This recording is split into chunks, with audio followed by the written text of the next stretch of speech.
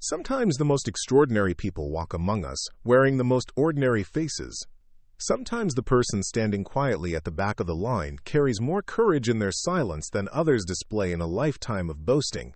And sometimes, when the truth finally emerges, it changes everything you thought you knew about strength, service, and what real heroism looks like. Before we jump back in, tell us where you're tuning in from, and if this story touches you, make sure you're subscribed, because tomorrow, I've saved something extra special for you. The Desert Eagle shooting range sat like a concrete bunker against the Nevada landscape, its weathered exterior offering no hint of the precision and power contained within its walls. The morning sun cast sharp shadows across the gravel parking lot, where pickup trucks and SUVs clustered around the entrance like metal cattle seeking shade. The air shimmered with heat, even at 9 in the morning, promising another scorching day in the high desert outside Las Vegas. Inside, the range buzzed with the controlled chaos of serious shooters preparing for their morning sessions. The scent of gun oil and cordite hung in the recycled air, mixing with the metallic tang of brass casings and the faint smell of coffee from the pro shop. Fluorescent lights hummed overhead, casting everything in that particular shade of institutional white that made even the most expensive equipment look utilitarian. Sarah Chen stood near the rental counter, her small frame dwarfed by the imposing presence of the men around her. At barely 5 feet 4 inches, with delicate features and shoulder-length black hair pulled back in a simple ponytail, she looked more like someone who belonged in a university library than a shooting range.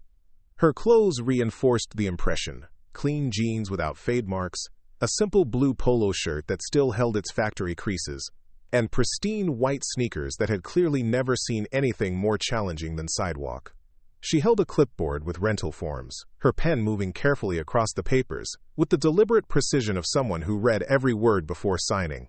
The process was obviously unfamiliar to her. She paused at questions about experience level and preferred ammunition, consulting a small notebook, where she'd apparently written down instructions or advice from someone who wasn't there to guide her. Behind the counter, Kowalski processed her paperwork with the efficient boredom of someone who'd seen 1,000 first-time shooters. Thick-armed and gray-bearded, he carried himself with the casual authority of a man who'd spent 30 years in the Marine Corps before finding his second career in civilian firearms instruction. His practiced eye had already categorized Sarah as another weekend warrior, probably dragged to the range by a boyfriend or husband who'd convinced her that shooting was fun and empowering. The range lobby buzzed with the quiet conversations of serious shooters. Men in tactical pants and shirts advertising various firearms manufacturers discussed ammunition preferences and scope adjustments with the casual expertise of people who treated shooting as both hobby and lifestyle. Their equipment bags looked like they'd been packed by someone expecting a small war: multiple handguns, boxes of different ammunition types, hearing protection that cost more than most people's monthly car payments. Sarah's gear, by contrast, consisted of a small purse and the notebook she kept consulting. She'd rented basic hearing protection and safety glasses from the range, both showing the wear patterns of thousands of previous users. When Mike handed her the rental pistol, a standard Glock 19, she accepted it with the careful respect of someone who understood she was holding something dangerous, but wasn't entirely sure what to do with it. At the far end of the lobby, 3 men in their 40s dominated the conversation with the easy confidence of people who'd never questioned their own expertise. Brad Sullivan, a construction foreman with arms like tree trunks and opinions about everything, held court near the ammunition display. His voice carried clearly across the space as he explained to his companions why most people shouldn't be allowed to own firearms. "Look at her," he said, nodding toward Sarah with the dismissive certainty of someone who'd appointed himself the range's unofficial authority on shooter competence. "Bet she's never held anything more dangerous than a stapler. Probably saw it in a movie and thought it looked easy." His companions, Dave Martinez and Jeff Thompson, nodded with the automatic agreement of people who'd learned that challenging Brad's assessments was more trouble than it was worth. Dave, a middle manager at a logistics company, had been coming to the range for 6 months and considered himself an expert because he could hit a target at 7 yards. Jeff, newer to shooting but eager to fit in with the group, contributed his own observations with the enthusiasm of someone trying to prove his membership in an exclusive club.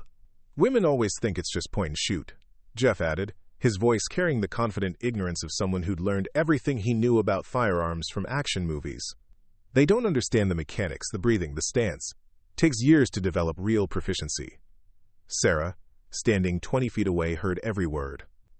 Her expression didn't change, But something in her posture shifted almost imperceptibly. The notebook in her hand closed with the soft whisper of paper against paper, and she tucked it into her back pocket with movements that seemed more purposeful than before. Mike finished processing her paperwork and handed her a basic safety instruction sheet, along with directions to Lane 7. "First time shooting?" he asked, though his tone suggested he already knew the answer.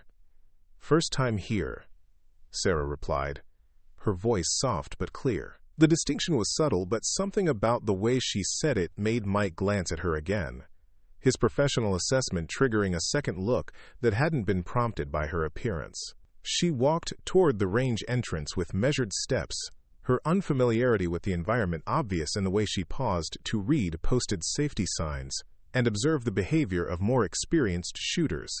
But her movements held a quality that suggested comfort with unfamiliar situations, an adaptability that spoke of someone who'd learned to navigate new environments without broadcasting her uncertainty. The range itself was a study in controlled violence. 25 individual shooting lanes stretched away from the firing line, each separated by thick concrete barriers designed to contain both sound and stray projectiles. Target carriers hung from rails that could position paper targets at distances from 7 to 50 yards. The air filtration system worked constantly to clear the space of lead particles and gunpowder residue, creating a subtle current that moved from the firing line toward the target area. Sarah found Lane 7 and began the careful process of setting up her shooting position. She hung her ear protection around her neck, positioned her safety glasses, and examined the rental pistol with the methodical attention of someone following a mental checklist. Her hands moved over the weapon with careful precision, checking the safety, examining the grip, testing the trigger pull with the gun pointed safely downrange. In the lane beside her, Brad Sullivan had set up what looked like a small armory. 3 different handguns lay arranged on the shooting bench, along with boxes of match-grade ammunition that cost more per round than most people spent on lunch. His shooting bag contained enough accessories to stock a small gun store: laser rangefinders, shooting glasses with interchangeable lenses, custom grips, and a notebook where he recorded detailed performance data. "Amateur hour," he muttered to Dave, who'd taken the lane on his other side. "Watch this. She'll probably flinch so hard on the first shot that she drops the gun." Sarah loaded her first magazine with the careful attention of someone who understood that mistakes with firearms weren't forgiving. Each round went into the magazine with deliberate precision, her thumb pressing against the follower with steady pressure. When the magazine was full, she inserted it into the grip with a soft click, chambered around, and took her shooting stance. The stance wasn't textbook perfect, but it wasn't the uncertain fumbling that Brad had predicted either. Her feet were positioned for stability, her weight slightly forward, hands gripped with enough firmness to control the weapon without strangling it. She drew a deep breath, let half of it out, and aligned the sights on the target 7 yards downrange. The first shot surprised everyone within earshot. Not because it was loud, all gunshots were loud, but because it was so precisely placed. The bullet struck the target dead center, punching through the bullseye with surgical accuracy. Sarah held her position for a moment, studying the result, then fired again and again. Each shot landed within inches of the first, creating a tight group that would have impressed shooters with years of experience.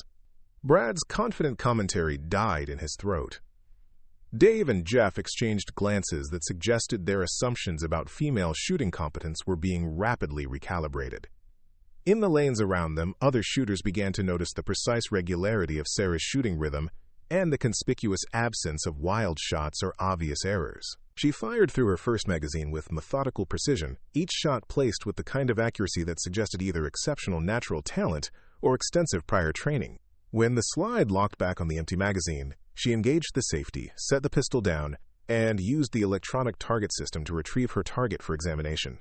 The paper target told a story that contradicted everything the lobby experts had predicted. 15 shots clustered in the center ring, with the widest spread measuring less than 3 inches. For a first-time shooter using rental equipment, the performance was nothing short of remarkable.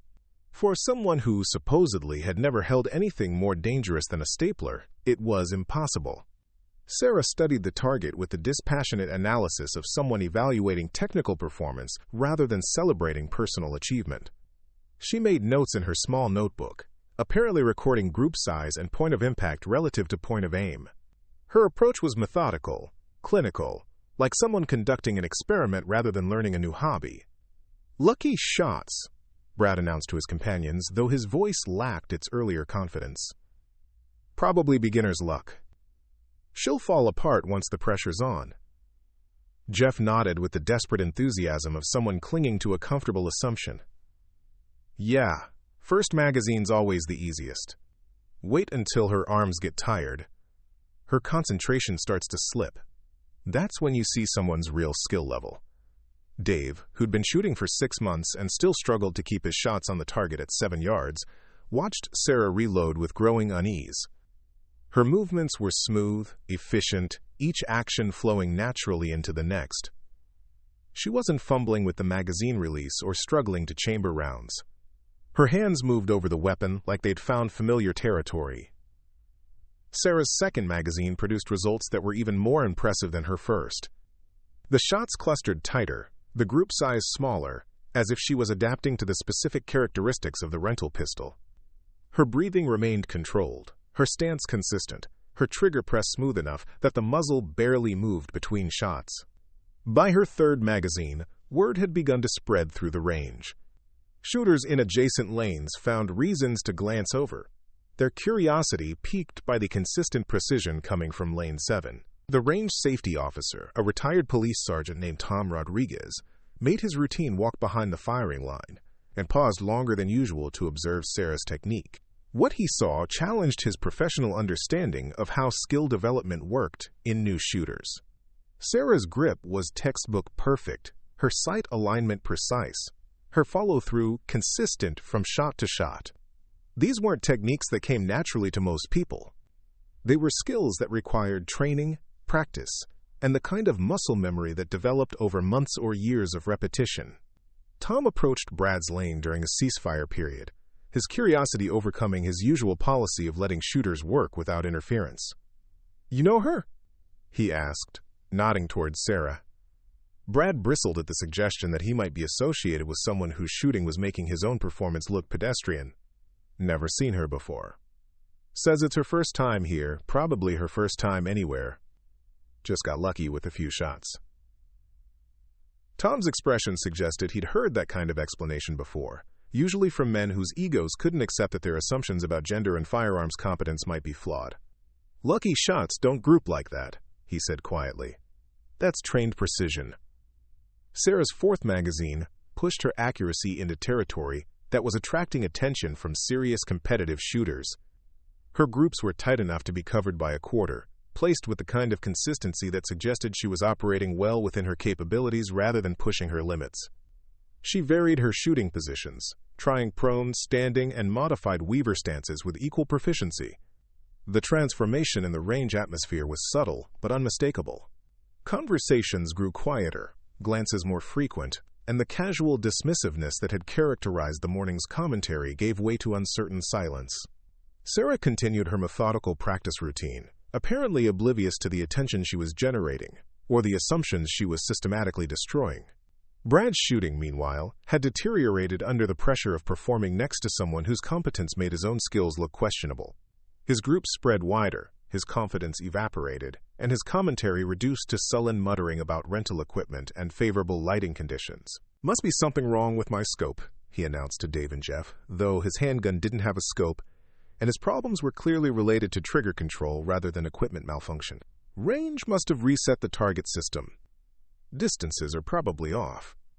Dave and Jeff nodded with the automatic support of people who'd rather maintain group solidarity than acknowledge uncomfortable truths. But their own shooting had suffered as well, their concentration broken by the steady precision emanating from the lane beside them. Sarah completed her fifth magazine and retrieved another target for examination. This one showed even tighter grouping, with several shots overlapping to create ragged holes rather than distinct bullet impacts. She made more notes in her notebook, apparently tracking her performance across different magazines and shooting positions. When she returned to the firing line for her sixth magazine, she made a subtle adjustment to her stance. The change was small, barely noticeable to casual observation, but it suggested the kind of technical refinement that came from deep understanding of shooting mechanics. She wasn't just firing randomly and hoping for good results. She was systematically optimizing her performance based on careful analysis of previous results. The sixth magazine produced her best shooting yet. The group was tight enough that all 15 shots could be covered by a silver dollar, placed with machine-like precision in the center of the target. The performance was drawing attention from throughout the range, with shooters from distant lanes finding reasons to walk past Lane 7 during their breaks. Tom Rodriguez had seen enough. As the range safety officer, he'd observed thousands of shooters over his 15-year career in range management. He'd watched police officers, military personnel, competitive shooters, and weekend warriors. He'd never seen anyone, regardless of background, produce that level of accuracy with rental equipment, after claiming to be new to the range. He approached Sarah during the next ceasefire period, his curiosity finally overcoming his professional discretion. "Excuse me, miss. Mind if I ask where you learned to shoot like that?" Sarah looked up from her notebook, her expression polite but guarded. "Like what?" Tom gestured toward her latest target, still hanging in the lane with its impossibly tight group of holes clustered in the center ring. "Like that. That's not beginner's luck. That's trained precision." Sarah glanced at the target as if seeing it for the first time, her expression suggesting she wasn't entirely sure what Tom was referring to. "Is there something wrong with it?" The question hung in the air with uncomfortable weight. Tom found himself in the awkward position of explaining why exceptional accuracy was suspicious, why competence was noteworthy, why her performance was generating attention throughout the range. Wrong. Preparing and narrating this story took us a lot of time, so if you are enjoying it, subscribe to our channel. It means a lot to us. Now, back to the story. No, nothing's wrong. It's just unusual to see that kind of shooting from someone new to the range. Sarah's response was quiet, measured, carrying the weight of someone who'd learned to be careful with information. "I'm just trying to follow the instructions I was given." Tom waited for elaboration that didn't come. Sarah returned her attention to the notebook, apparently recording more technical data about her shooting session. Her demeanor suggested the conversation was complete, that she had no interest in discussing her background or explaining her competence to curious range staff. From his lane, Brad had been listening to the exchange with growing irritation. His own shooting session had devolved into an exercise in frustrated incompetence, his group scattered across the target like he was throwing darts in the dark. The contrast with Sarah's precision was becoming impossible to ignore, and his ego was beginning to crack under the pressure of public comparison. "Probably had professional training," he announced to his companions, loud enough to ensure Sarah could hear. "Rich Daddy probably hired her a personal instructor. That's the only way someone picks it up that fast." Dave nodded with the enthusiasm of someone who'd found a comfortable explanation for uncomfortable evidence. "Yeah, private lessons with custom equipment. Probably spent more on training than most people spend on their car." Jeff, eager to contribute to the group rationalization, added his own theory. "Could be using modified equipment. Maybe that rental gun's been customized. Trigger job. Custom sights. Range probably keeps special equipment for VIP customers." The theories multiplied like conspiracy explanations, each one designed to preserve the comfortable assumption that Sarah's competence was somehow artificial, purchased rather than earned, the result of advantages rather than ability. None of them considered the possibility that their assumptions about gender and firearms competence might simply be wrong. Sarah heard every word. Her pen paused over her notebook, but her expression remained unchanged. She finished her notes, returned the notebook to her pocket, and began preparing for her 7th magazine. Her movements carried the same measured precision as before, but something in her posture suggested she was no longer simply practicing, she was making a point. The 7th magazine was different. Sarah varied her shooting positions more dramatically, firing from standing, kneeling, and prone positions with equal accuracy. She shot with both hands, then with her weak hand only, maintaining precision that would have challenged experienced competitive shooters. Each position change was executed smoothly, professionally, like someone demonstrating techniques rather than learning them. Tom Rodriguez watched with growing amazement. What he was observing wasn't the performance of someone new to firearms. It was the demonstration of someone with extensive training, someone who understood shooting mechanics at a level that came from serious instruction and dedicated practice. The kind of training that was expensive, time-intensive, and usually associated with professional applications. Brad's commentary had stopped entirely. His own shooting session was forgotten, as he watched Sarah transition between positions with fluid efficiency. Dave and Jeff stood behind their lane, their own equipment ignored, transfixed by a demonstration of competence that was reshaping their understanding of what was possible. When Sarah completed her 7th magazine, she didn't immediately retrieve her target. Instead, she began field stripping the rental pistol with the smooth efficiency of someone who'd performed the operation hundreds of times. The gun came apart in her hands like she was following a memorized sequence, each component placed carefully on the shooting bench in precise order. She examined each part methodically, checking for wear patterns, carbon buildup, and mechanical integrity. Her inspection was thorough, professional, the kind of detailed examination that suggested she understood firearms as mechanical systems rather than just tools for putting holes in paper. Tom found himself walking toward Lane 7 despite his better judgment. In 15 years of range management, he'd never seen a first-time shooter perform that kind of detailed equipment inspection. Military personnel did it. Law enforcement officers did it. Competitive shooters with decades of experience did it. College students trying shooting for the first time did not. "Mind if I ask what you're looking for?" he said, approaching Sarah's shooting position with the careful respect of someone who'd realized he might be dealing with expertise beyond his own. Sarah looked up from her inspection, a small component in her hands that she'd been examining under the range's fluorescent lighting. Checking for wear patterns that might affect accuracy. The trigger spring shows some fatigue, probably contributing to the slightly heavy pull weight. The technical assessment was delivered with casual precision, like someone discussing weather conditions. But the knowledge required to make that kind of evaluation wasn't casual at all. It was the product of extensive training and hands-on experience with firearms maintenance and modification. Tom stared at the small spring in Sarah's hands, his mind struggling to process the implications of what he'd just heard. Trigger spring fatigue wasn't something that most shooters would recognize, much less diagnose from visual inspection. It was the kind of detail that separated armorers from users, professionals from hobbyists. "Where did you learn to do that?" he asked, though he was beginning to suspect the answer would be as carefully guarded as everything else about Sarah's background. Sarah reassembled the pistol with the same smooth efficiency she'd displayed during disassembly. Each component went back into place with practiced precision, the entire process completed in less than 30 seconds. When she was finished, she looked at Tom with the patient expression of someone who'd been asked a question she couldn't fully answer. "Someone taught me to take care of my equipment," she said simply.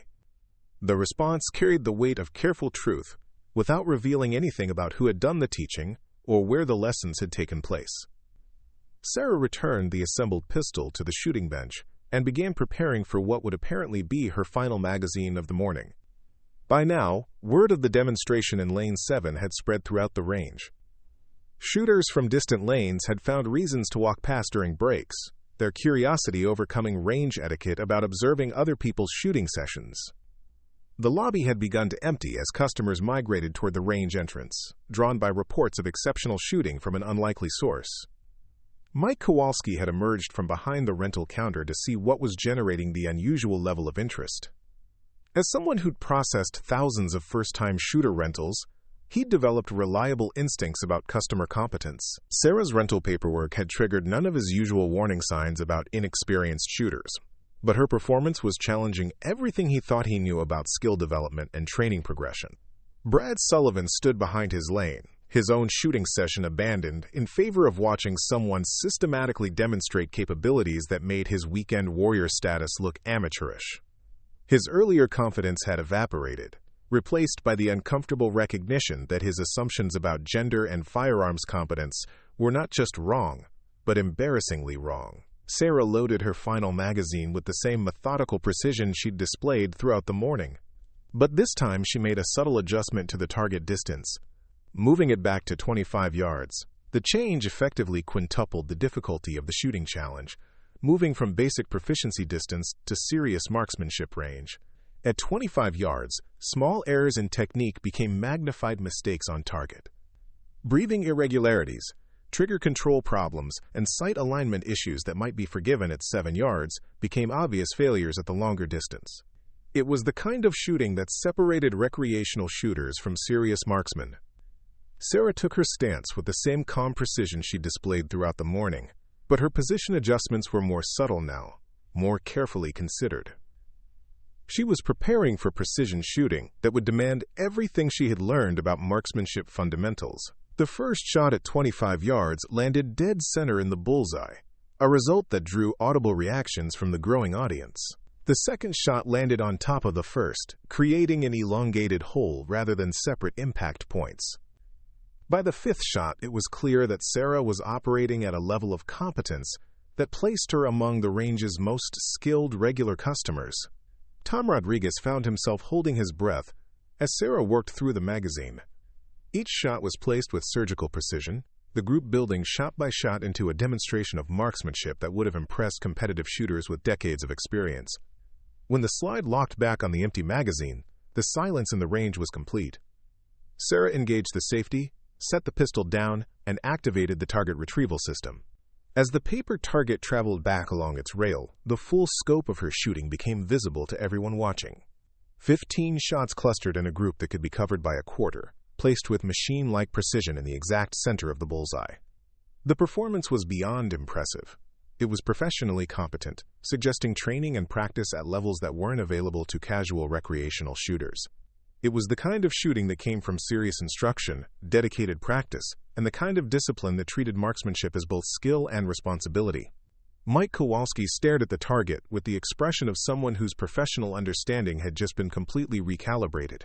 In 30 years of range experience, he'd seen maybe a dozen shooters capable of that level of precision with rental equipment. All of them had been law enforcement, military, or serious competitive shooters with years of documented training.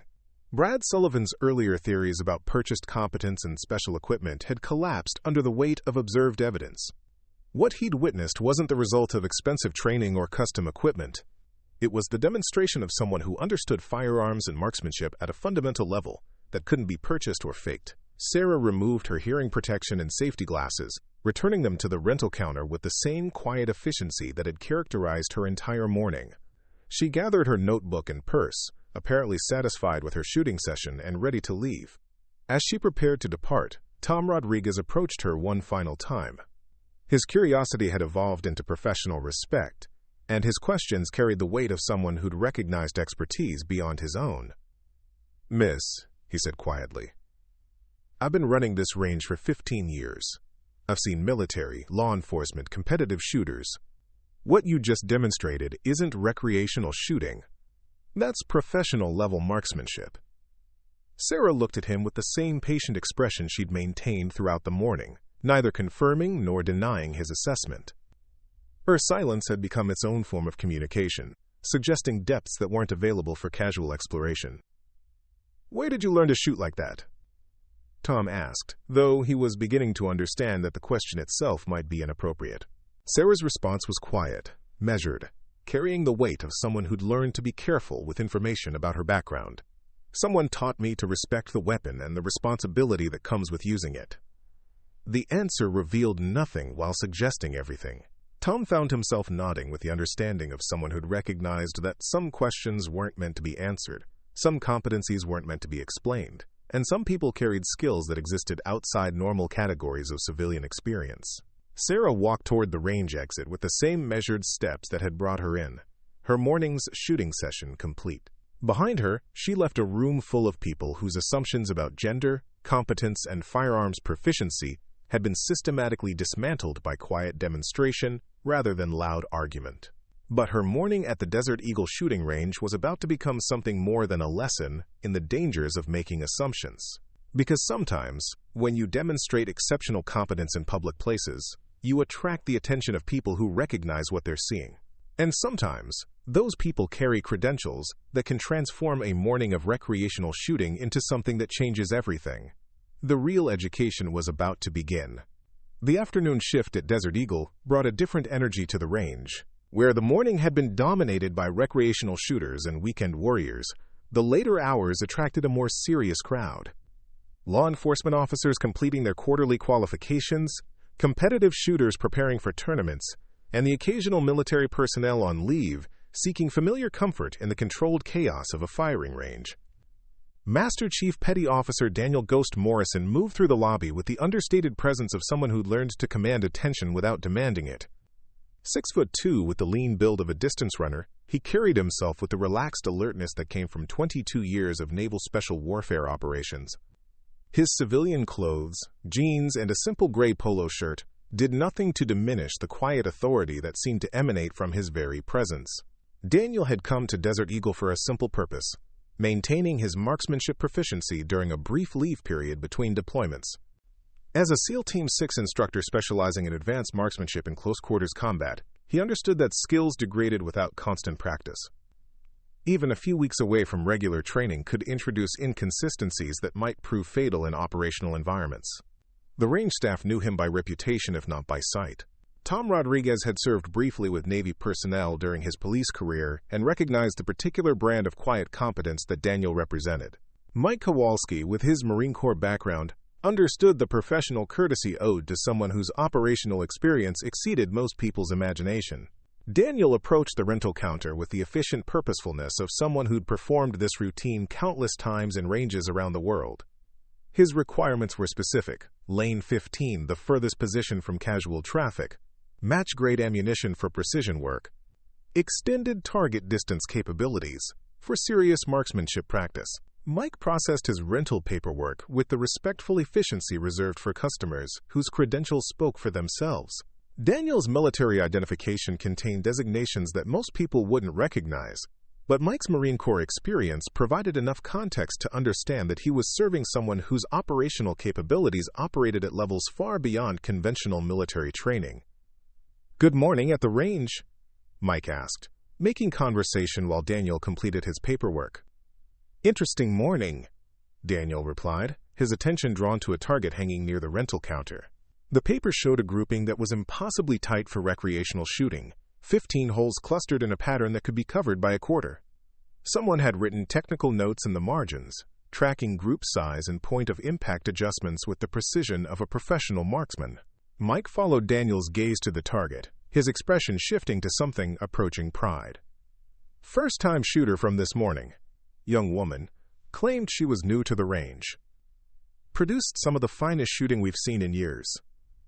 Daniel studied the target with the analytical attention of someone who understood the technical requirements for that level of precision.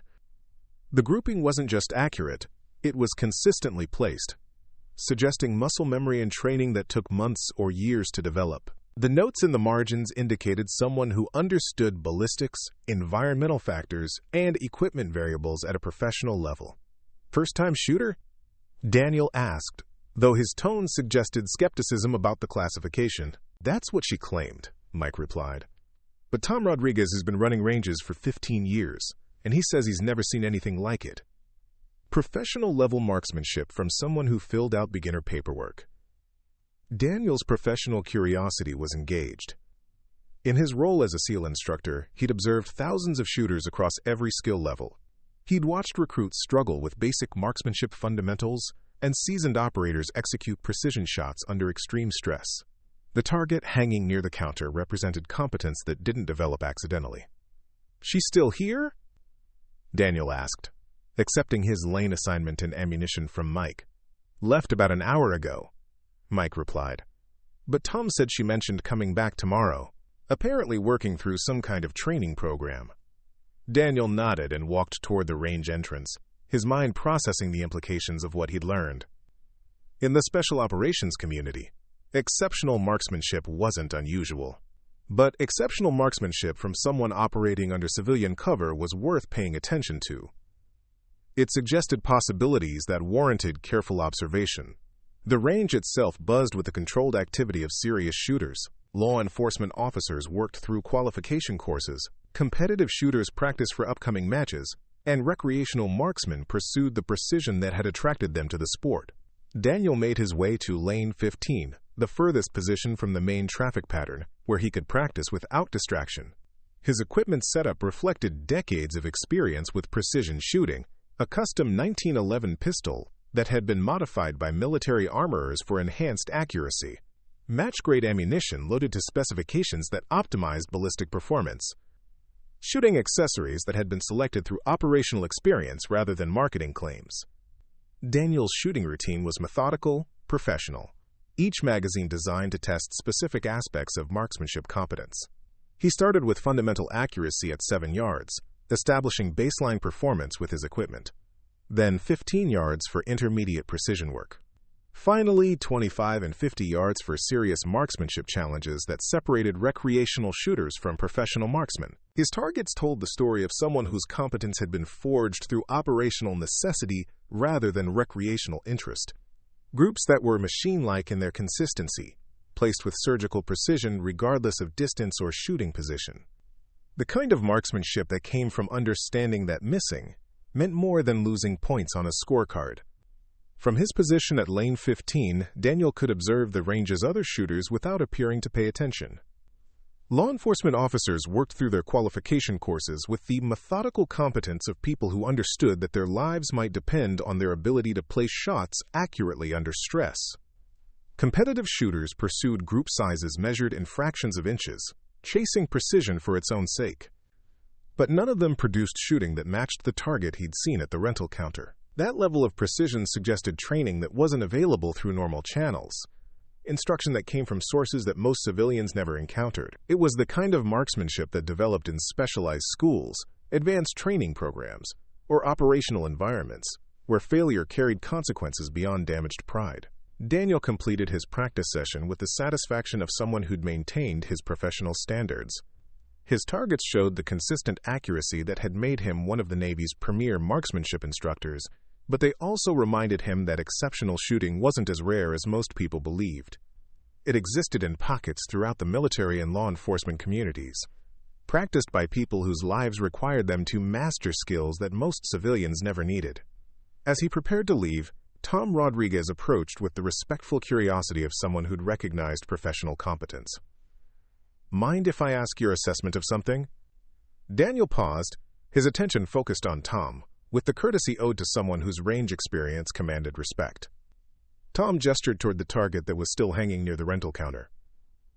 "Young woman this morning produced that shooting. Claims she's new to the range, but the marksmanship suggests otherwise. What's your professional opinion?" Daniel studied the target again, this time with the focused attention of someone providing a formal assessment. The grouping was remarkable, not just for its precision, but for its consistency across multiple magazines. The technical notes suggested someone who understood ballistics and environmental factors at a level that required extensive training. "Professional instruction," Daniel said finally. "Multiple years of dedicated practice. The kind of training that's expensive, time-intensive, and usually associated with specialized applications." Tom nodded with the satisfaction of someone whose instincts had been validated by expert opinion. "That's what I thought, but she carried herself like someone new to firearms, filled out beginner paperwork, rented basic equipment." Daniel's mind processed the apparent contradiction. In the intelligence community, such inconsistencies often indicated people operating under cover, maintaining civilian identities, while possessing capabilities that suggested military or law enforcement backgrounds. It was a pattern he'd encountered in operational environments, though rarely at civilian shooting ranges. "Did she indicate any background that might explain the competence?" Daniel asked. "Careful about personal information," Tom replied. "Answered questions without providing details. Professional courtesy, but guarded in a way that suggested she had reasons for maintaining privacy." Daniel understood the implications. People with legitimate reasons for maintaining operational security often displayed exactly that kind of careful information management. They answered questions without revealing details, maintained civilian appearances while possessing professional capabilities, operated in public spaces while protecting classified backgrounds. "I'd be interested in observing her shooting if she returns," Daniel said, his professional curiosity outweighing his usual preference for training in isolation. Tom's expression suggested he'd been hoping for exactly that response. "She mentioned coming back tomorrow, same time, working through some kind of training regimen." Daniel nodded and completed his departure from the range, but his mind continued processing what he'd learned. In special operations, coincidences were rare and patterns were significant.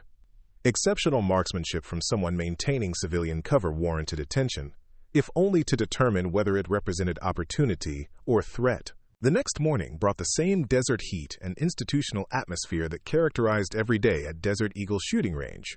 Daniel arrived early, selecting lane 14 to provide optimal observation of lane 7, where Tom had indicated Sarah typically practiced. His equipment setup appeared routine, but his positioning allowed comprehensive observation of the range's activities. Sarah arrived precisely at 9 a.m. with the punctuality of someone whose schedule operated on military precision. She approached the rental counter with the same quiet efficiency Daniel had heard described, filling out paperwork with careful attention to detail while maintaining the appearance of someone new to the range environment. Daniel observed her initial setup with professional interest.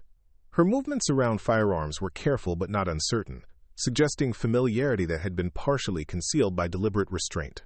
She handled the rental pistol with appropriate respect, but her equipment checks were more thorough than most recreational shooters performed.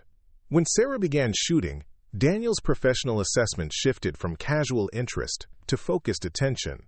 Her stance was textbook perfect, suggesting instruction from someone who understood marksmanship fundamentals at an advanced level. Her grip, sight alignment, and trigger control displayed the kind of consistency that came from extensive practice under professional supervision. The first magazine confirmed Daniel's suspicions about her background. Groups that were surgically precise, placed with machine-like consistency, demonstrating competence that placed her among the most skilled shooters he'd observed in civilian environments. This wasn't recreational marksmanship or hobby shooting. This was professional-level precision maintained through dedicated practice. Daniel's second magazine was fired simultaneously with Sarah's, creating an interesting comparison of capabilities. Both shooters produced groups that were essentially identical in precision, placed with surgical accuracy that would have impressed competitive marksmen. The parallel demonstration of competence suggested that Sarah's training had come from sources similar to Daniel's own background. By the third magazine, Daniel was certain he was observing someone whose background included advanced marksmanship instruction from military or law enforcement sources. The consistency of her shooting, the technical proficiency of her equipment handling, and the methodical approach to practice all indicated training that wasn't available through civilian channels. When Sarah moved her target to 25 yards, Daniel recognized the significance of the challenge she was setting for herself. At that distance, small errors in technique became magnified problems on target. It was the kind of shooting that separated recreational marksmen from serious practitioners, requiring discipline and skill that took years to develop. Sarah's performance at 25 yards confirmed Daniel's assessment of her capabilities. Each shot was placed with precision that would have challenged competitive shooters, creating groups that demonstrated mastery of marksmanship fundamentals. Her technical notes indicated someone who understood ballistics, environmental factors, and equipment variables at a level that required extensive education. Daniel found himself impressed not just by Sarah's marksmanship, but by her approach to practice. She worked through shooting positions systematically, testing different stances and techniques with the methodical thoroughness of someone following a professional training curriculum. Her notebook contained observations that suggested she was working towards specific performance standards. When Sarah began field stripping her rental pistol, Daniel's professional interest evolved into certainty about her background. The speed and precision of her disassembly indicated familiarity with firearms maintenance that came from military or law enforcement training. Her inspection of components suggested knowledge of mechanical systems that wasn't available through casual instruction. Daniel's own practice session became secondary to his observation of Sarah's demonstration of competence. What he was witnessing wasn't amateur shooting that had accidentally achieved professional results. It was systematic practice by someone whose background included training that most civilians never encountered. As Sarah completed her morning session, Daniel made a decision that reflected both professional curiosity and operational caution. He secured his equipment and approached her lane during the mandatory safety break, his movement deliberate but unthreatening. "Excuse me," he said, his voice carrying the respectful tone of someone who'd recognized professional competence. "I couldn't help but notice your marksmanship. That's exceptional shooting." Sarah looked up from her notebook, her expression polite but guarded. Daniel recognized the careful attention of someone who'd learned to assess potential threats while maintaining civilian appearance. "Thank you," she replied, her voice carrying no trace of pride or self-congratulation. "I'm still working on consistency." Daniel smiled at the response, understanding the professional modesty that characterized people whose competence had been tested in serious environments. "Consistency's not your problem. That's some of the finest shooting I've seen outside operational environments. Sarah's expression shifted slightly, her attention focusing on Daniel with the kind of careful assessment that suggested she'd recognize something significant in his choice of words. Operational environments? Daniel realized he'd revealed more about his own background than he'd intended, but Sarah's reaction suggested she understood the implications of what he'd said. I'm an instructor with the Navy, marksmanship training for specialized units. The information hung between them like a bridge being constructed one piece at a time. Sarah's expression didn't change, but something in her posture suggested she was processing the significance of encountering someone whose background might parallel her own. What kind of specialized units? Sarah asked, her voice carrying the careful neutrality of someone who understood that answers to such questions could reveal more than intended. Daniel found himself in the position of deciding how much information to share with someone whose background remained unknown despite her obvious competence. Special operations. People who need to be able to place shots accurately under conditions that aren't found at civilian ranges. Sarah nodded with the understanding of someone who'd heard similar descriptions before. That must be challenging work. It is, Daniel replied, but it's also rewarding to work with people who understand that marksmanship isn't just about accuracy on paper targets. Sarah closed her notebook and began gathering her equipment, her movements suggesting that the conversation had reached a natural conclusion. But Daniel's professional instincts indicated there was more to be learned about someone whose competence operated at levels that warranted attention. Mind if I ask where you learned to shoot like that? Daniel said, his question carrying the weight of professional curiosity rather than casual interest.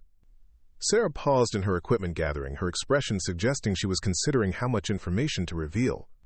Someone taught me to respect the responsibility that comes with firearms competence. The response revealed nothing while suggesting everything.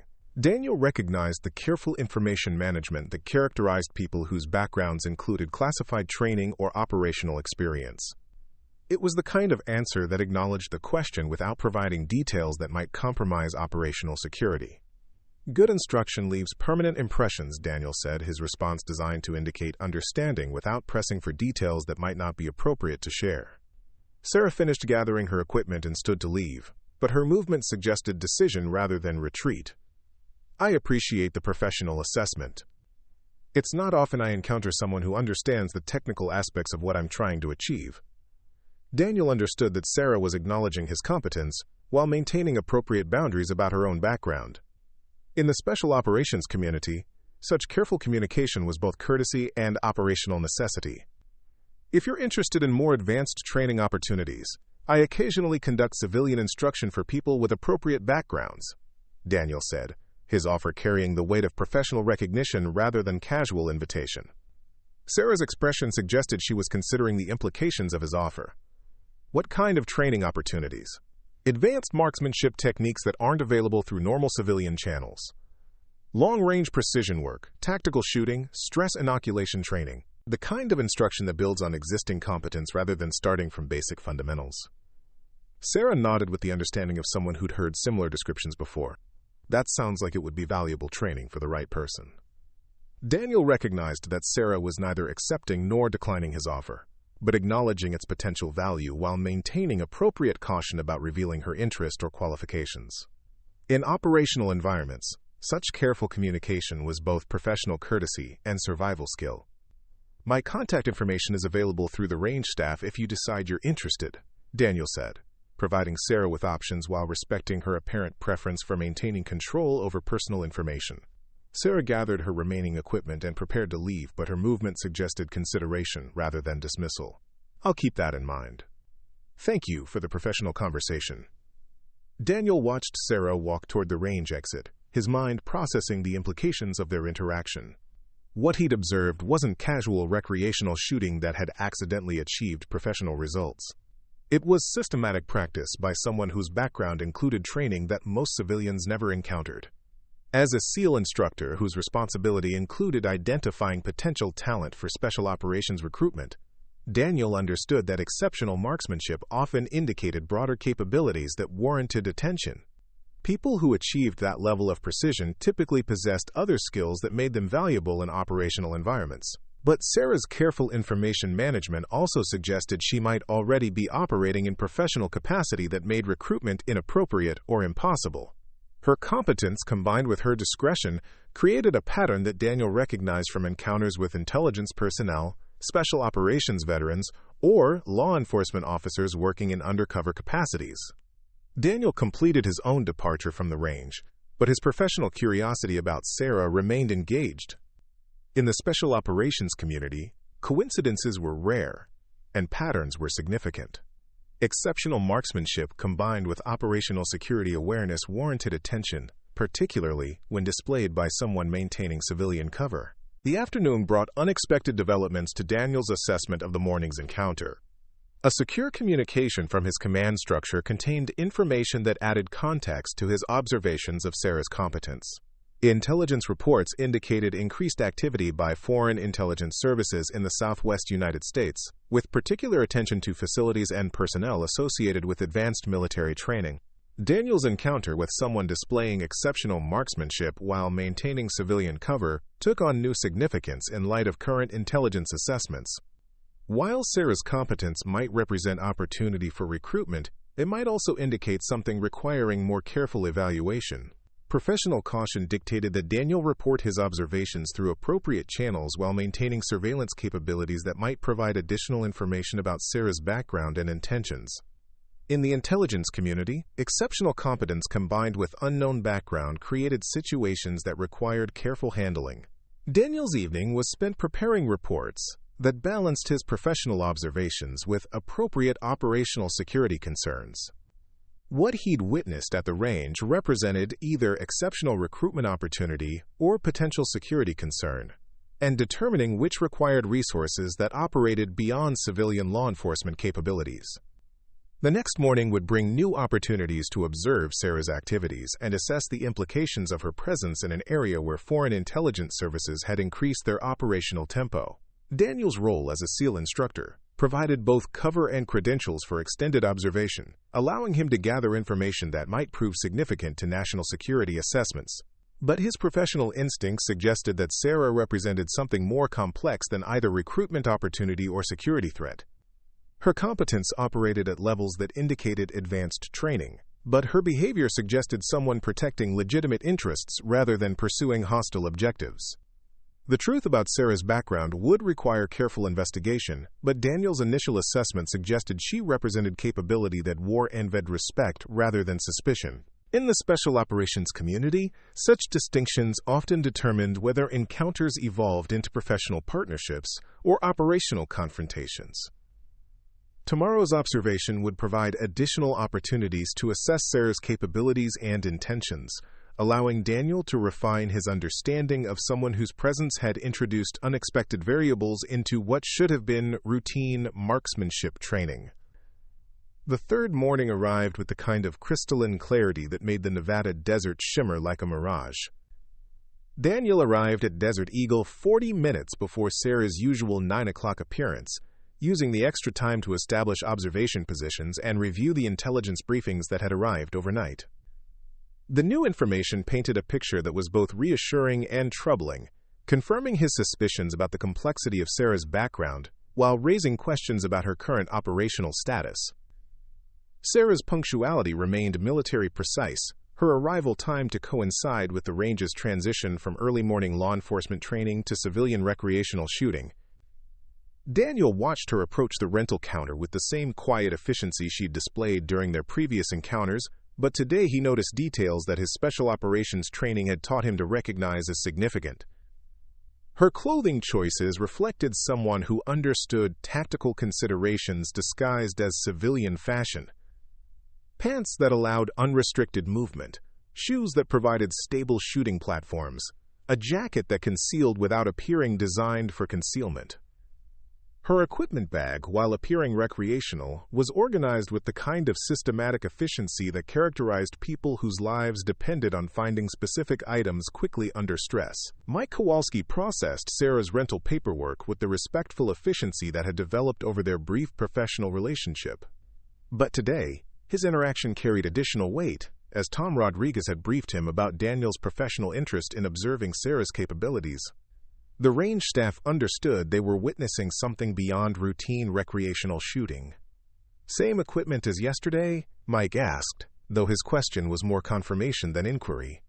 "Yes, thank you," Sarah replied, her voice carrying the same measured courtesy that characterized all her interactions. But Daniel noticed she glanced briefly toward lane 14, where his equipment was already set up, suggesting she'd observed his presence and was processing the implications of his continued attention. Daniel began his own preparation routine, but his primary focus remained on Sarah's activities. Today, he noticed, she carried additional equipment that hadn't been present during previous sessions.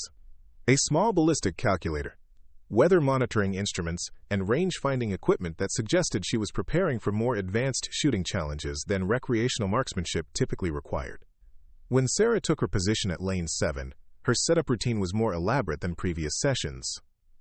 She spent several minutes recording environmental conditions, calculating atmospheric effects on ballistic performance, and adjusting her shooting position based on technical factors that most recreational shooters never considered. Her preparation suggested someone working towards specific performance standards that required precision beyond casual accuracy. Daniel's professional interest intensified as Sarah began shooting at distances that challenged even experienced marksmen. Her targets were positioned at 50 yards, a range that magnified every technical error and demanded absolute mastery of marksmanship fundamentals. At that distance, the margin for error approached zero, requiring skill levels that separated professional marksmen from recreational shooters. Sarah's first magazine at 50 yards produced results that would have impressed competitive shooters with decades of experience. Each shot was placed with surgical precision, creating groups that demonstrated mastery of advanced marksmanship techniques. Her technical notes suggested she was tracking performance metrics that indicated professional training in long-range precision shooting. Daniel found himself genuinely impressed by Sarah's demonstration of competence.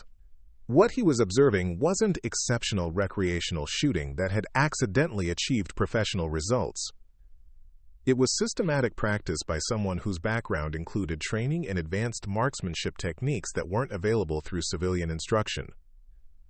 As Sarah worked through her second magazine, Daniel noticed she was attracting attention from other range users who recognized exceptional performance when they saw it. Law enforcement officers completing their qualifications paused to observe shooting that exceeded their own professional standards. Competitive marksmen found reasons to walk past lane 7, their curiosity piqued by precision that challenged their understanding of what was possible with rental equipment. The growing audience created a situation that Daniel recognized as potentially problematic. In the intelligence community, exceptional performance in public venues could attract unwanted attention from hostile observers.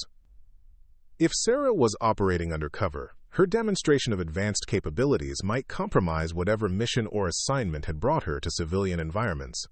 Daniel made a decision that reflected both professional concern and operational necessity. During the next safety break, he secured his equipment and approached Sarah's position with the purposeful movement of someone who needed to communicate important information quickly. "Miss Chen," he said, using her name for the first time to establish that he possessed information about her identity. "I need to speak with you privately about your shooting demonstration."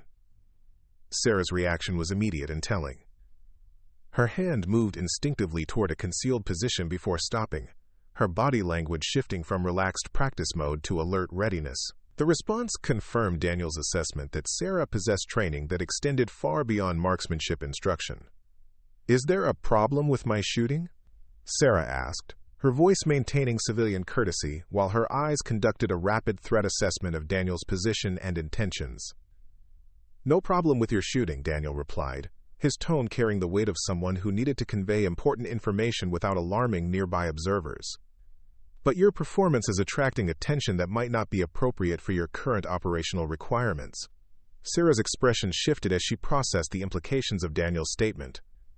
His reference to operational requirements indicated he understood she might be working undercover, while his concern about unwanted attention suggested he was offering assistance rather than presenting a threat. "What kind of attention?" Sarah asked, her question carrying the careful neutrality of someone who understood that answers might reveal information about her background or mission parameters. Daniel gestured subtly toward the growing number of observers who were finding reasons to position themselves where they could watch Sarah's shooting. Professional curiosity from people who recognize capabilities that don't typically appear in civilian environments, the kind of attention that might complicate whatever brought you here. Sarah nodded with the understanding of someone who'd been trained to recognize when operational security was being compromised by exceptional performance.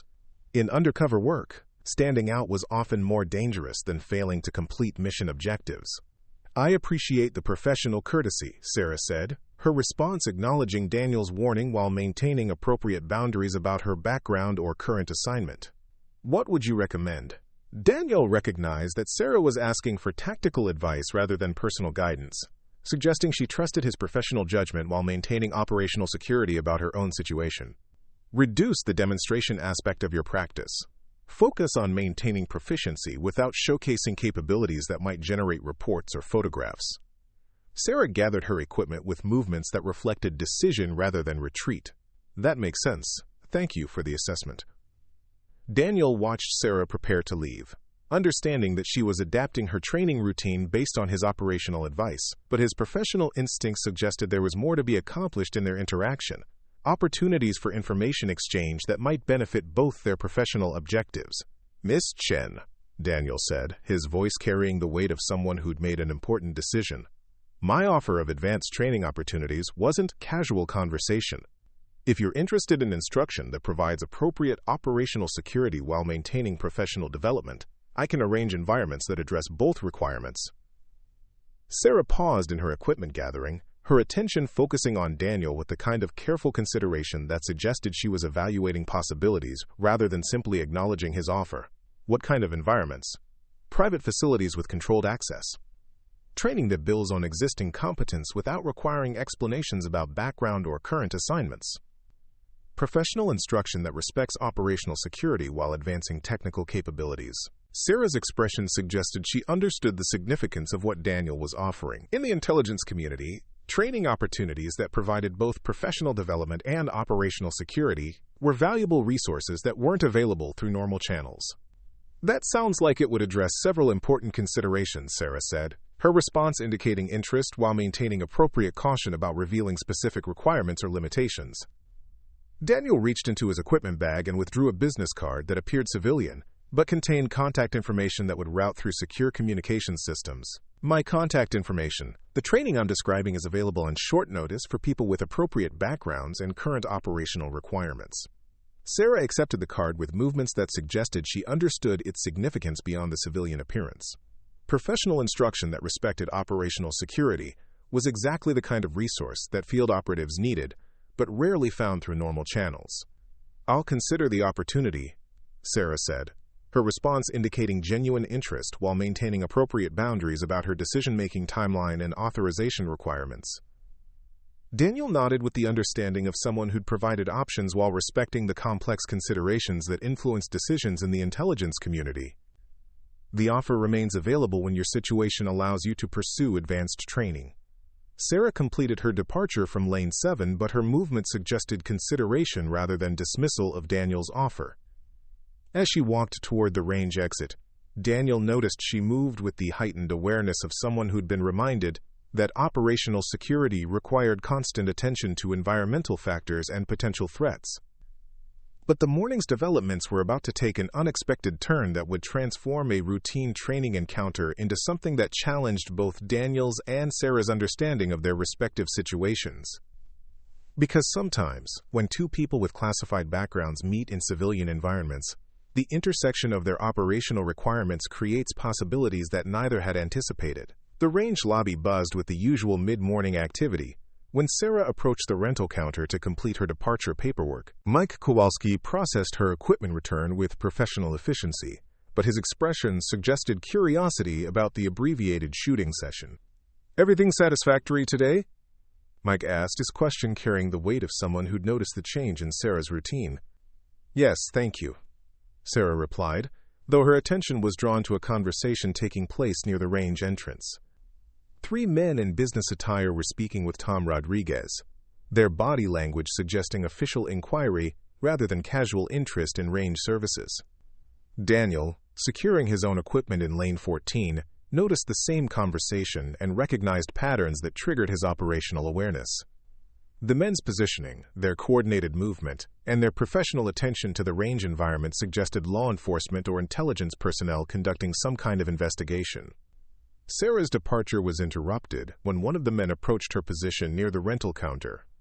His movement was polite but purposeful, suggesting someone who needed to conduct official business rather than casual conversation.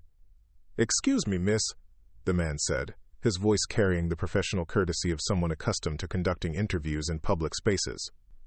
"I'm Special Agent Martinez with the FBI. Could I speak with you briefly about your activities at this range?" Sarah's reaction was immediate and professionally controlled. Her posture shifted to alert readiness while maintaining civilian appearance, her expression remaining polite while her eyes conducted rapid threat assessment of the agent's position and backup personnel. "Is there something wrong with my range activities?" Sarah asked, her voice maintaining appropriate civilian concern while avoiding any admission of unusual capabilities or background. Agent Martinez consulted a small notebook, his movement suggesting he was following specific investigation protocols rather than conducting casual inquiry. "We're investigating reports of someone conducting advanced marksmanship training that might be connected to ongoing intelligence operations. Your shooting has been described as exceptionally precise for a recreational marksman." Daniel, overhearing the conversation from his position at lane 14, recognized that Sarah was facing exactly the kind of attention he'd warned her about. Exceptional performance in public venues had attracted official scrutiny that might compromise whatever operational assignment had brought her to civilian environments. Sarah's response demonstrated the kind of careful information management that characterized people with intelligence training.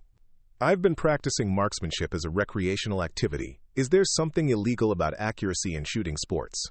Agent Martinez smiled with the professional courtesy of someone who appreciated skillful evasion while maintaining investigation pressure. "Nothing illegal about accuracy, but the level of precision you've demonstrated suggests training that isn't typically available to civilian recreational shooters." The conversation was attracting attention from range staff and customers who recognized the significance of FBI interest in someone's shooting activities. Daniel found himself in the position of deciding whether to intervene in a situation that might compromise both his own operational security and Sarah's apparent cover status. "Agent Martinez," Daniel said, approaching the conversation with the controlled authority of someone whose credentials might influence the direction of an official investigation. "Master Chief Morrison, Naval Special Warfare. Perhaps I can provide some context about Miss Chen's shooting activities." Agent Martinez's attention shifted to Daniel, his expression suggesting recognition of someone whose military credentials commanded professional respect. "Master Chief, are you familiar with Miss Chen's background?" Daniel's response was carefully calculated to provide Sarah with operational support while maintaining appropriate boundaries about classified information. "I'm familiar with her marksmanship capabilities. As a Navy instructor, I can confirm that her shooting represents advanced training, but not necessarily training that indicates intelligence or security concerns." Sarah watched the interaction between Daniel and Agent Martinez with the careful attention of someone who understood that her operational security was being determined by forces beyond her direct control. Daniel's intervention represented either assistance or additional complication, depending on how successfully he could redirect the FBI's investigation. "What kind of advanced training?" Agent Martinez asked, his question directed toward Daniel but clearly intended to gather information about Sarah's background and capabilities. Daniel's response demonstrated the kind of professional discretion that protected operational personnel while satisfying official curiosity. "Military marksmanship instruction is available to civilians through various programs. Miss Chen's shooting suggests she's received quality instruction, but that doesn't necessarily indicate intelligence or security implications." Agent Martinez consulted his notebook again, apparently cross-referencing Daniel's assessment with information he'd received from other sources. "Our intelligence suggests increased activity by foreign operatives in this area. Someone with advanced marksmanship training conducting regular practice sessions fits patterns we're investigating." Sarah remained silent during the exchange, understanding that Daniel was attempting to provide cover for her activities while the FBI agent gathered information that might compromise whatever mission had brought her to civilian environments. Her operational training had prepared her for exactly this kind of situation, where cover status was threatened by official investigation. Agent Martinez, Daniel said, his voice carrying the weight of someone who'd made an important decision about information sharing. If you're concerned about foreign operative activity, I can provide official assessment of Ms. Chen's capabilities and background through appropriate channels. The offer represented a significant development in Daniel's understanding of Sarah's situation. By volunteering to provide official assessment, he was indicating willingness to risk his own operational security to protect hers, suggesting he'd concluded she represented ally rather than threat. Agent Martinez's expression indicated he was processing the implications of Daniel's offer. Official assessment from Naval Special Warfare would carry weight that might resolve his investigation concerns while maintaining appropriate security protocols. That would be helpful, Agent Martinez said, accepting Daniel's offer while maintaining his official investigation posture. Can you provide that assessment today? Daniel glanced towards Sarah, his expression seeking confirmation that she was comfortable with official assessment that might require revealing aspects of her background. Her slight nod indicated trust in his professional judgment and willingness to accept whatever operational risks were associated with official scrutiny. I can provide preliminary assessment immediately and detailed evaluation through secure channels within 24 hours, Daniel said, his response indicating he possessed both authority and resources to resolve the FBI's investigation concerns. Agent Martinez closed his notebook, apparently satisfied that Daniel's intervention had provided appropriate resolution to his official inquiry.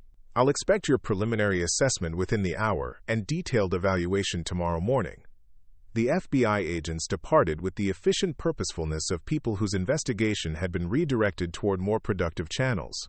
Their exit left Daniel and Sarah alone in the range lobby, facing the need to address the operational complications that had emerged from their chance encounter. Thank you for the intervention, Sarah said, her voice carrying genuine gratitude while maintaining appropriate professional boundaries.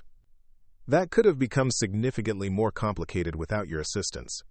Daniel recognized that Sarah was acknowledging his protection of her operational security, while avoiding any admission about her background or current assignment. In the intelligence community, such careful communication was both courtesy and operational necessity. The assessment I promised will require some information about your background, Daniel said, his statement indicating he understood the implications of his offer to provide official evaluation. Nothing that compromises operational security, but enough to satisfy FBI concerns about foreign operative activity.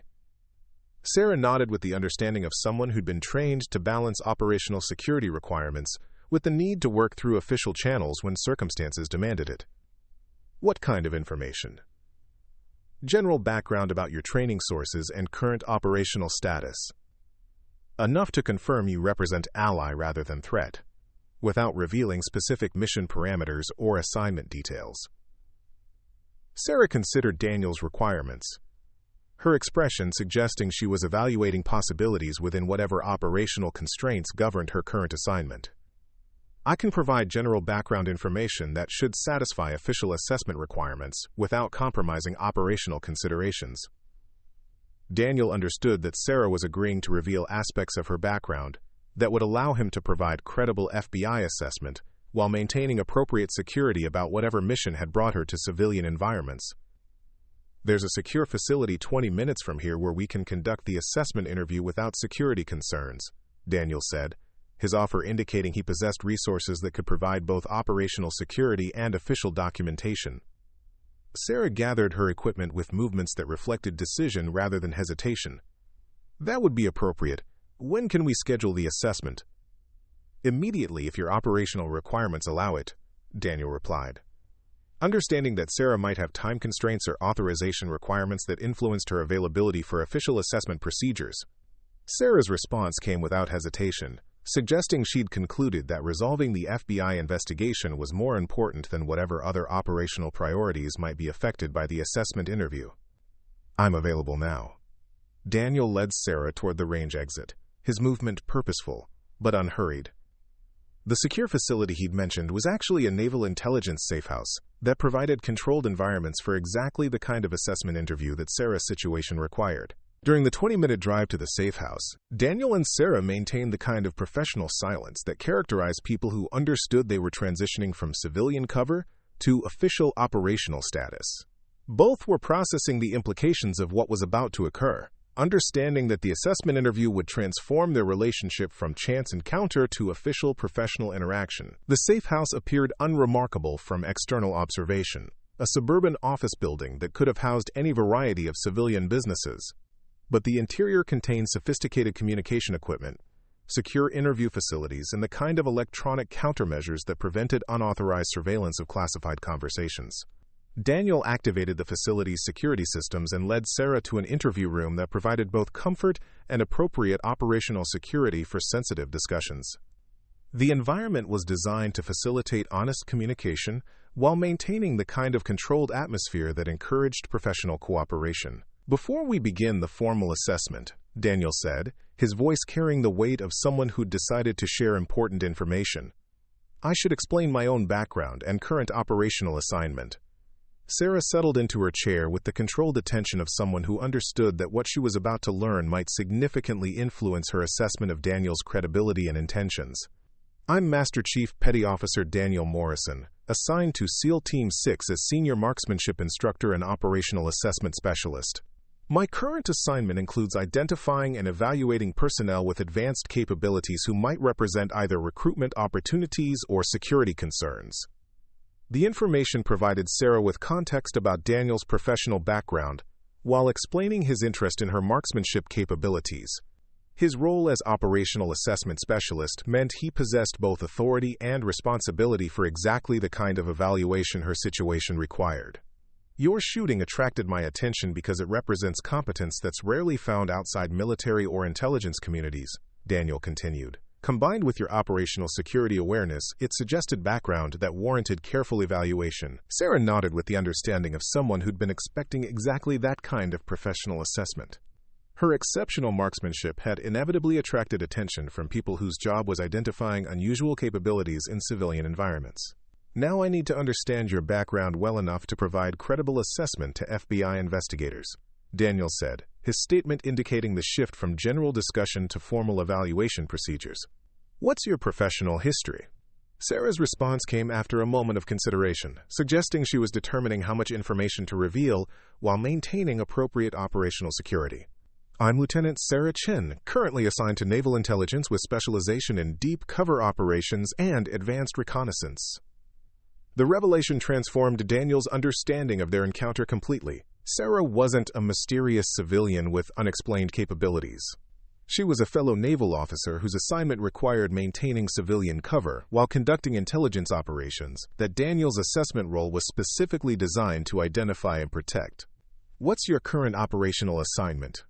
Daniel asked, though his question was now guided by understanding that Sarah was conducting legitimate intelligence work rather than representing potential security threat. "Counterintelligence surveillance of suspected foreign operative networks in the southwest United States," Sarah replied, her response indicating trust in Daniel's professional credentials and understanding of appropriate security protocols. "My cover requires appearing to be civilian recreational shooter while conducting surveillance of range facilities that might be used by hostile intelligence personnel."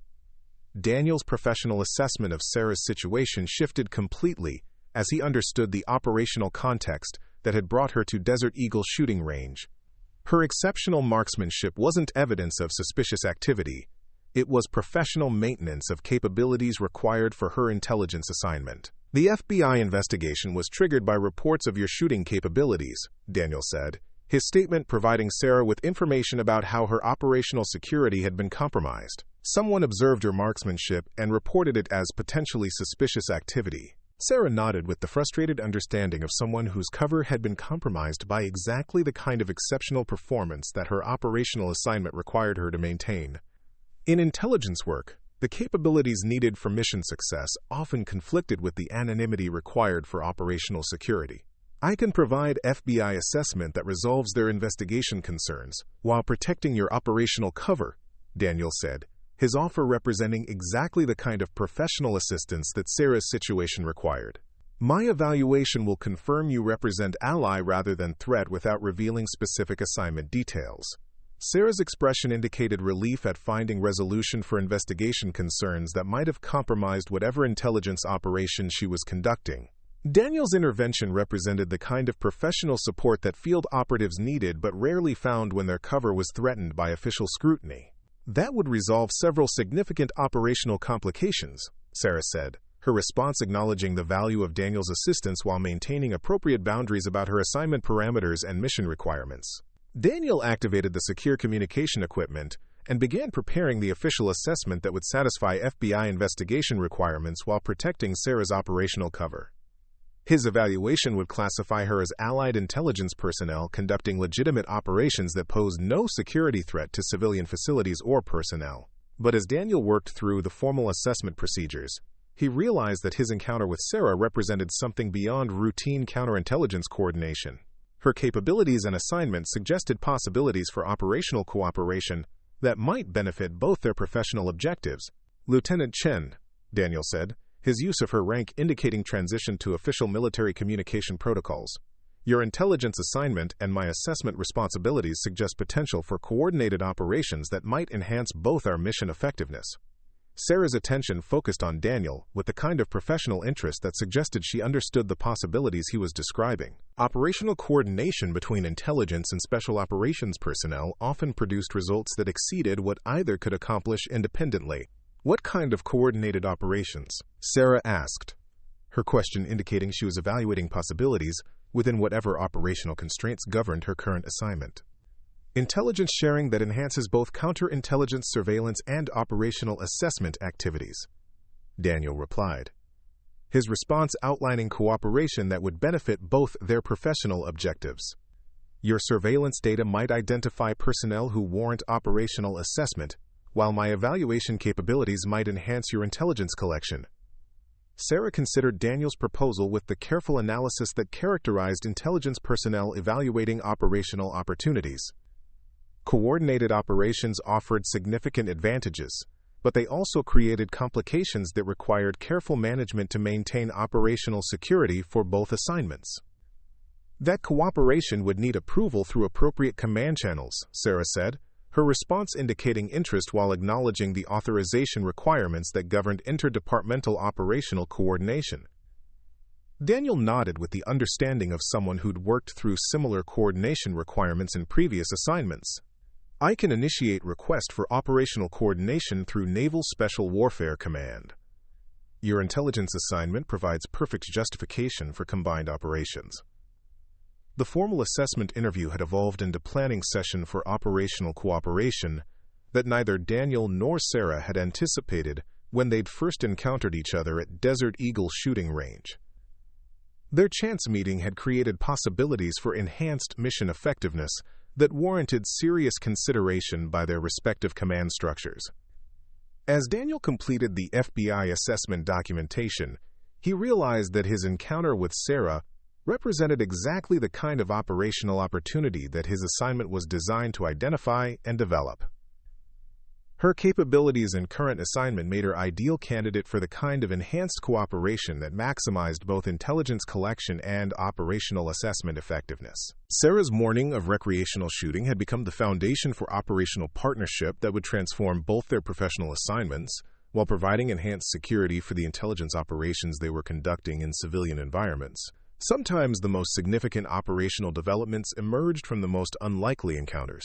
The secure communication from Daniel's command structure arrived within 3 hours, containing authorization for operational coordination that exceeded what either Daniel or Sarah had expected from their improvised assessment interview. Naval Special Warfare Command had recognized the value of combining intelligence surveillance with operational assessment capabilities, approving coordinated operations that enhanced both mission objectives.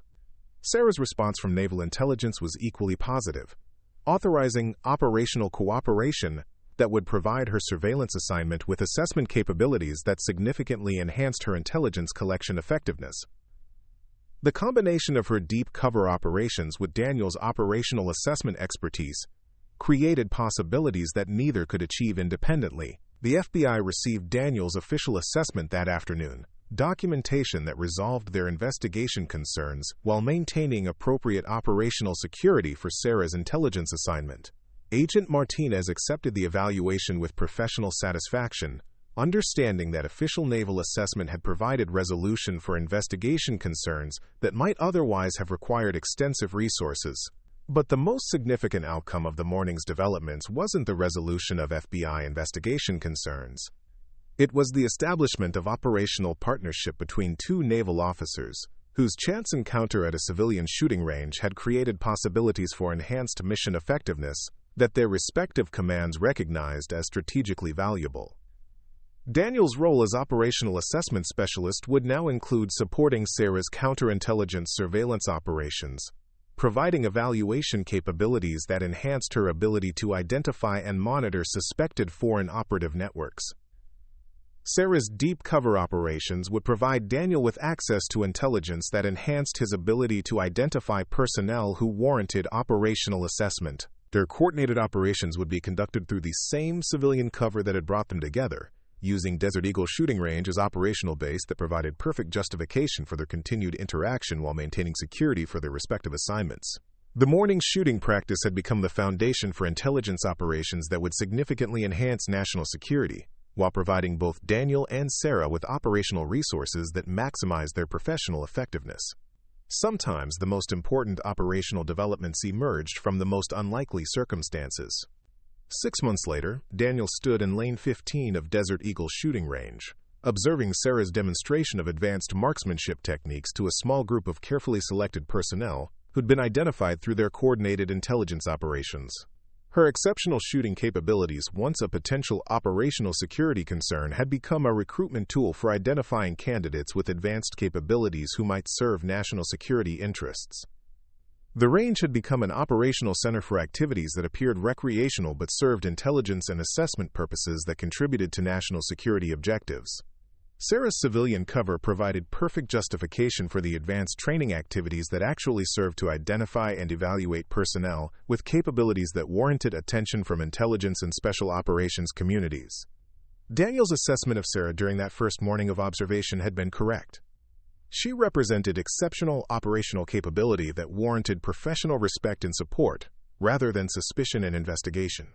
Their partnership had demonstrated the value of careful evaluation over hasty assumptions, professional cooperation over bureaucratic competition, but more importantly, their encounter had reminded both Daniel and Sarah that exceptional capabilities could be found in the most unlikely circumstances, displayed by people whose quiet competence often exceeded the assumptions of those around them. Sometimes the most extraordinary people walked among us wearing the most ordinary faces, waiting for someone who recognized their true capabilities to step forward and provide the respect they had earned. The Desert Eagle shooting range continued its routine operations, serving recreational shooters, law enforcement personnel, and competitive marksmen with the professional efficiency that had characterized its service for decades.